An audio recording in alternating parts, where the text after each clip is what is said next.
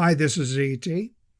Common chatter among boxing aficionados revolves around who is the greatest fighter of all time.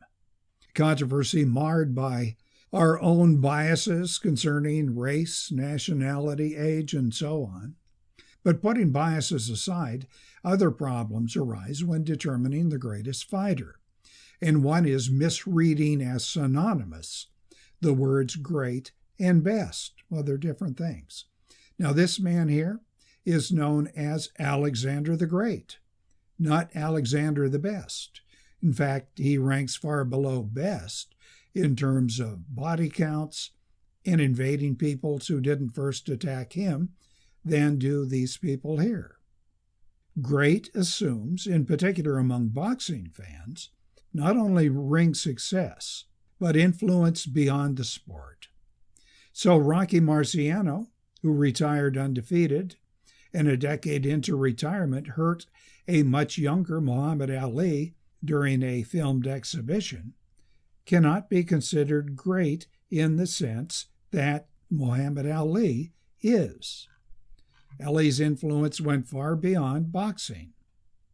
And the same can be said of other undefeated fighters like Floyd Mayweather, Joe Calzaghe, Steve Aoki, as well as others who, though suffering an occasional defeat, completely dominated their respective weight divisions, men such as Sugar Ray Robinson and Sonny Liston.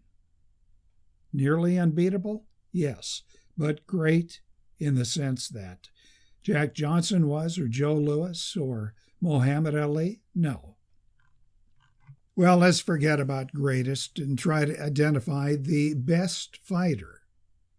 But again, problems come up. Do we, one, simply weigh the percentage of fights won without consideration of the quality of opponents? Do we, two, add preference to the old-time fighters who fought literally hundreds of bouts and had no access to performance-enhancing drugs? Do we, three, maybe judge a fighter only by his golden years prior to aging into his own shadow? Do we, four, use different standards for fighters who, after the early 60s, had access to dianabol and anabolic steroids of another sort, plus energy enhancers such as cocaine and also diuretics and who knows what else? And number five, do we rate the fighters at one weight class but not a higher one? Okay, regarding percentage of victories, consider this. You see this man here. That is Lamar Clark. He fought out of Utah in the late 50s and early 60s. He won 40 straight victories, all by knockout or TKOs.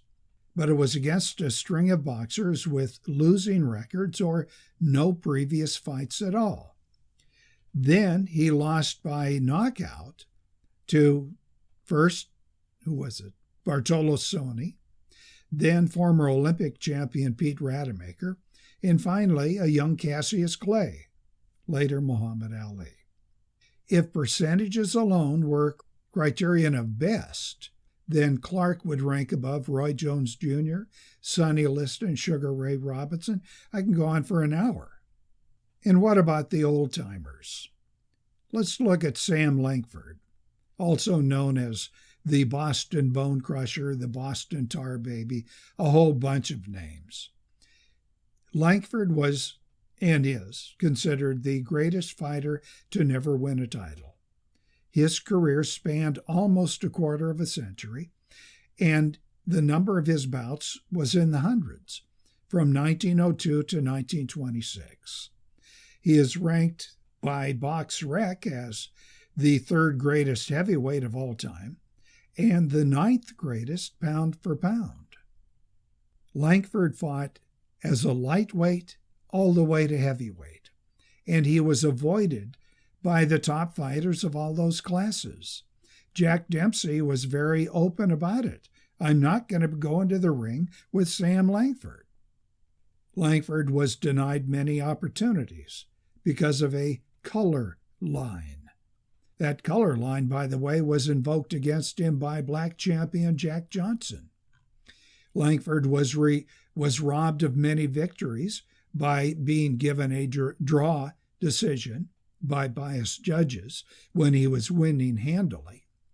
But despite all of the handicaps, Langford maintained a mostly winning record well into old age when he was almost totally blind against the top fighters of his day.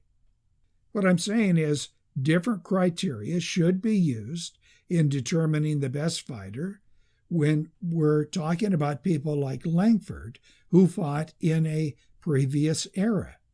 When they're put up against today's chemically enhanced boxers who usually retire after only a few dozen fights and don't jump from lightweight up to heavyweight, and who are no longer denied fights because of race bias, and they don't often encounter openly biased judging, although, as we know, it does happen today. Langford was, in my opinion, among the best ever, never to win a title, but was he the best? Who can say? Should we consider the best fighter by only his winning years? Well, consider Roy Jones Jr., Muhammad Ali, Nassim Hamed, Mike Tyson. These fighters had explosive power, speed, and a near inhuman dexterity, attributes that are the first to go. During their respective golden years, each one of these fighters showed near preternatural skills of punching power, maneuverability, and so on. But once these attributes departed, each lost that invincibility, and Nassim simply retired. And what do we do about these drug-enhanced fighters? Now, this is a touchy subject, and E.T. is not going to tell you that he has any proof that any fighter is on steroids or energy enhancers or uses pre-weigh-in diuretics and so on. But it appears obvious that today's fighters, in fact, most competitive athletes, have physiques that suggest chemical enhancement. And the combination of these performance-enhancing drugs have to add to the strength and power and longevity of today's boxers, which makes determining who to rank the best among the pre- and post-performance-enhancing drug era nearly impossible. And finally, can we rate a fighter's career at one weight classification and ignore his performance at a higher one? Now, Gene Tunney fought over 80 bouts, and he lost only one very close decision to the great Harry Greb, who he beat later in subsequent bouts. And he fought at both light heavyweight and heavyweight, and he beat the best at both, including Jack Dempsey, twice. But Tunney is the exception to an almost fixed rule.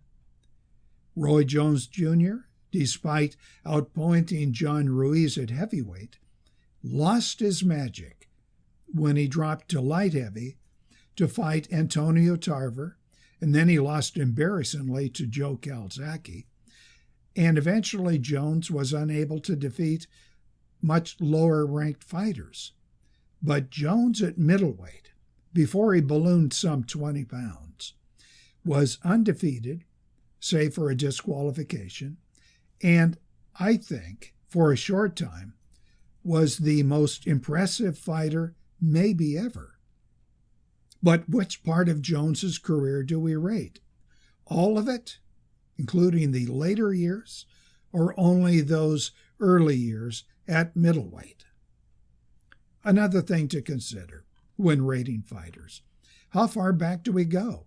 Now, I went back to John L. Sullivan, recognized as the first champion, but we could go back to bare-knuckle days of Tom Molyneux or Tom Cribb, or we can look back millennia. We have record of an Olympic game in I forgot the year, 600 something BC. That was when Onomastos of Smyrna was said to have won the first boxing championship. So what is the point of all this?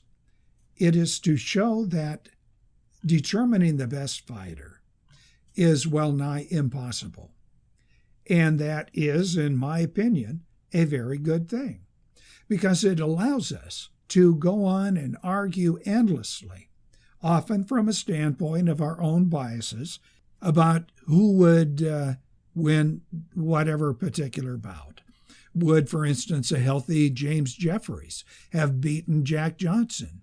Or would Sam Langford have knocked out James Toney, or would Toney have knocked out Langford? Would Tunney have survived a Joe Calzaghe, or whatever? We can go on, and it makes it fun. What do you think? Put in your comments below, type them in. Do subscribe to the channel and hit the like or dislike button. Thank you very much.